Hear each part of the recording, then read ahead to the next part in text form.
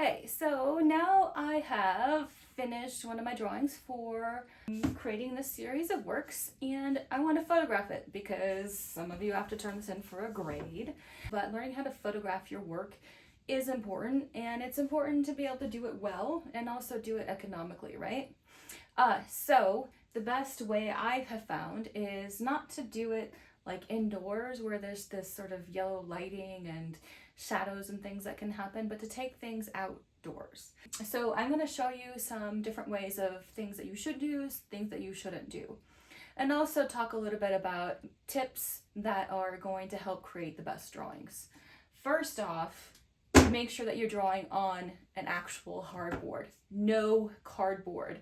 Cardboard is going to have these divots in them and it's going to show up in your drawing. So no cardboard, only a hardboard. Make sure that it's a smooth surface to get the best quality drawing.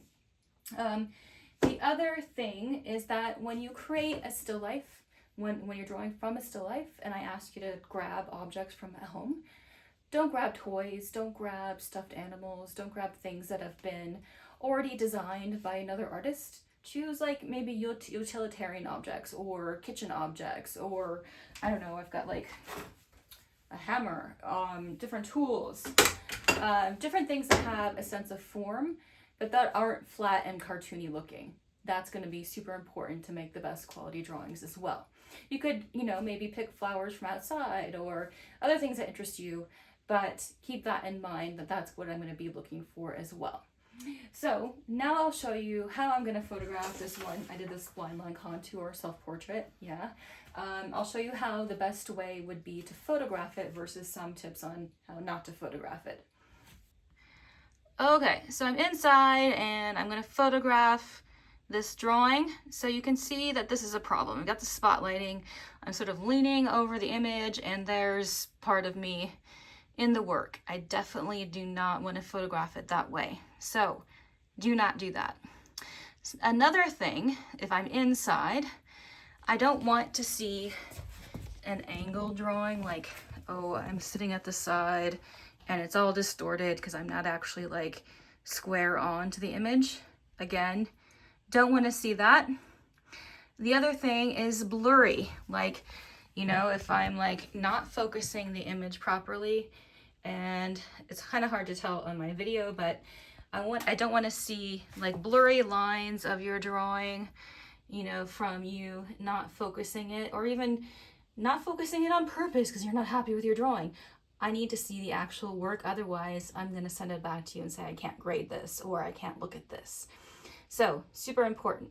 So now I'm going to go outside and you'll see the difference in the whole lighting situation here. Okay, so now I'm outside, but you can see super bright sunlight.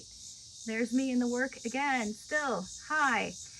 But what you want to do is shoot the photograph on a cloudy day or take it into the shadow, into an area where there's some shade, okay? So now I'm outside, I'm in the shade. Sorry about all the sort of nature noises out here, but you can see that the lighting is very even and good quality. So when you do this photograph, I want you to do the photograph all the way out to the edges of the paper. I want to see the entire space of that paper.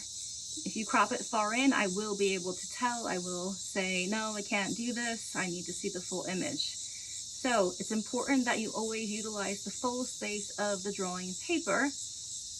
Now I'm on my phone, I've taken this photograph and I want to, I opened it up in my Photos app and I want to edit it. First thing you want to do is to maybe straighten it up a bit.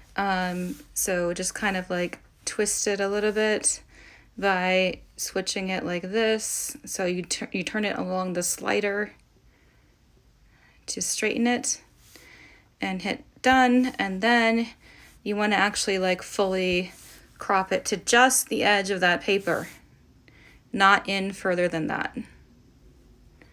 Okay?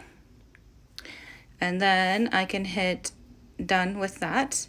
Then I can also, I don't want to have any filters, so none of these filters down below. But what you could do is potentially, with highlights, lighten them up a bit. So that's what I'm doing here to get rid of that blue. And then that's pretty much all you need to do.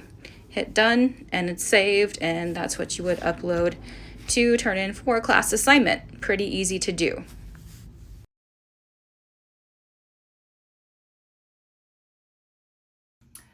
So with your work in this class, I do expect to see process images. Do not forget to photograph your work 25% of the way through, 60% of the way through, and also with the finished piece. You'll submit a separate photograph for each aspect of the process, and you'll also submit a photograph of what you were actually drawing from.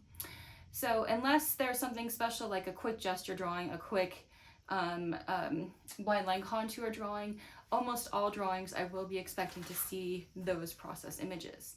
And the other thing too about this is these tips I'm giving you here with this demo is that, you know, I even with my own original artwork, like the piece you see here, I actually do the same thing. I take it outside, put it in the shade, or use an overcast day, put the piece on the easel and photograph it, because what I'll get outside is the most even, natural color, which is more true to what my painting actually looks like, rather than trying to photograph it inside here like you have this sort of yellow looking lighting. So that's important. It's a great tip. It's something that I always use, and keep in mind that, you know, you're not just making art for this class, you might be making other work, and you want to maybe put it on social media, on Instagram or on your website, or other ways of kind of submitting work for maybe an opportunity to exhibit it or something else. So it's really great to get the handle on, you know, starting to just photograph your work outside. Even if you're not able to like have your own sort of private space, maybe you're in a dorm or an apartment building, it's still worth it to make the effort to find a spot where you can go outside, photograph it real quick, and then you have the work documented and there for you to reference or utilize in any way that you wish to in the future.